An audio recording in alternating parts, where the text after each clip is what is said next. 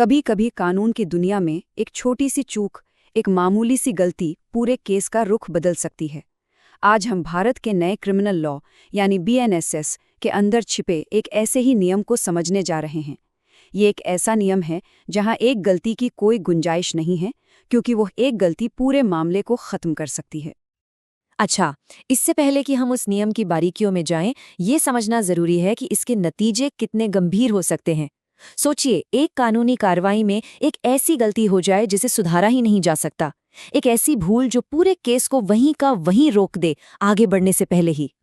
तो सवाल सीधा सा है, क्या सिर्फ एक प्रोसीजरल मिस्टेक, मतलब प्रक्रिया का सही से पालन न करना, किसी पूरे केस को खारिज करवा सकता है?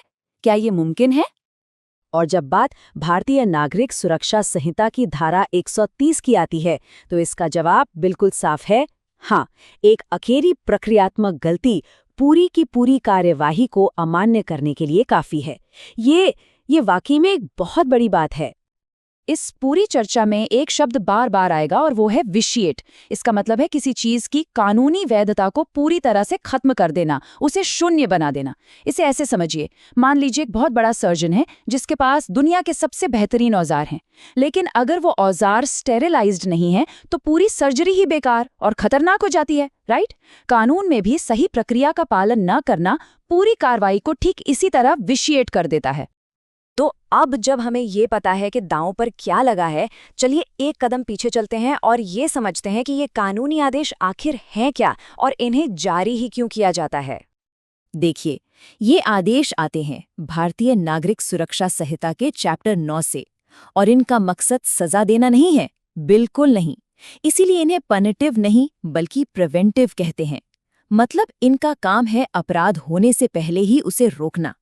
ये एक तरह से कानून का prevention is better than cure वाला सिद्धांत है, जिसे मजिस्ट्रेट तब इस्तेमाल करते हैं जब उन्हें लगता है कि किसी व्यक्ति से शांति भंग होने का खतरा है। और बस यहीं पर पिक्चर में आती है धारा 130। ये धारा एक मैंडेटरी चेकलिस्ट देती है। इसमें 4 ऐसी बातें हैं जिनका पालन करना ही करना है। इसमें कोई अगर मगर की गुंजाइश नहीं है। चलिए इस पर जरा करीब से नजर डालते हैं। स्क्रीन पर जो 4 पॉइंट्स हैं वो असल में धारा 130 का दिल है। मैजिस्ट्रेट का जो भी आदेश होगा वो लिखित में होना चाहिए और उसमें ये 4 बातें एकदम साफ साफ लिखी होनी चाहिए। उन्हें क्या जानकारी मिली है, बॉन्ड की रकम कितनी होगी, ये बॉन्ड कितने समय तक लागू रहेगा और कितने जमानतियों की जरूरत होगी, मतलब वो लोग जो उस व्यक्ति के अच्छे व्यवहार की गारंटी लेंगे। और ये बात समझना बहुत जरूरी है, ये कोई सुझाव या गाइडलाइन नहीं है, ये कानून का एक सख्त आदेश है।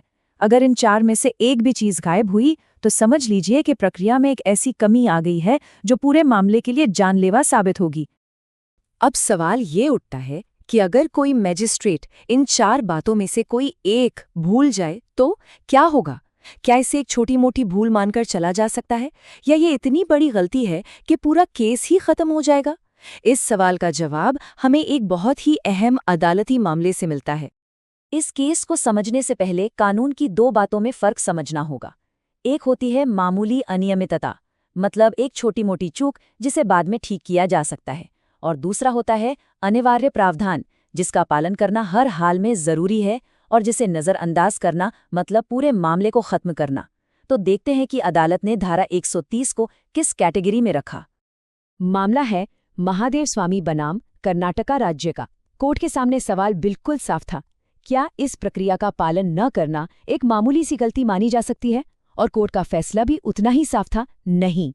कोर्ट ने कहा कि इन प्रावधानों का पालन करना अनिवार्य है, मैंडेटरी है, और अगर ऐसा नहीं किया जाता तो ये पूरी कार्यवाही को विशिएट कर देगा, मतलब अमान्य कर देगा। कर्नाटका हाईकोर्ट ने अपने फैसले में साफ कहा, इसे केवल अनियमितता नहीं माना जा सकता। ये एक लाइन इस नियम की ताकत को साफ साफ बयां करती है। ये बताती है कि प्रक्रिया सिर्फ एक फॉर्मेलिटी नहीं है, बल्कि न्याय का एक बहुत ही जरूरी हिस्सा है।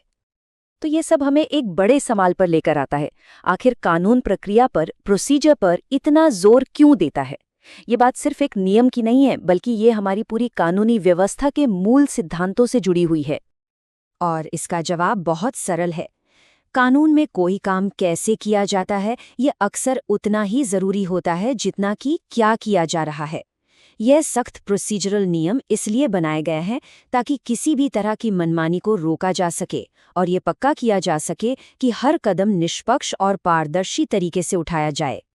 तो आज की इस पूरी बातचीत से क्या बातें साफ होती हैं? पहली, धारा 130 कोई सुझाव नहीं बल्कि एक सुरक्षा कवच है। दूसरी, इसके 4 तत्व एक ऐसी चेकलिस्ट हैं जिससे कोई समझौता नहीं हो सकता। तीसरी, इसका पालन नहीं किया तो पूरी कार्रवाई शून्य हो जाएगी। और आखिर में ये हमें याद दिलाता है कि प्रक्रिया ही न्याय के सिद्धांतों की असली रक्षक है। और अंत में एक सवाल है जिस पर सोचना चाहिए। ये नियम निष्पक्षता और न्याय को बनाए रखने के लिए है, लेकिन जब ऐसी जरूरी प्रक्रियाओं को नजरअंदाज किया जाता है तो हमारी पूरी कानूनी व्यवस्था की नींव पर इसका क्या असर पड़ता है? ये एक ऐसा सवाल है जो हम सबके लिए बहुत मायने रखता है।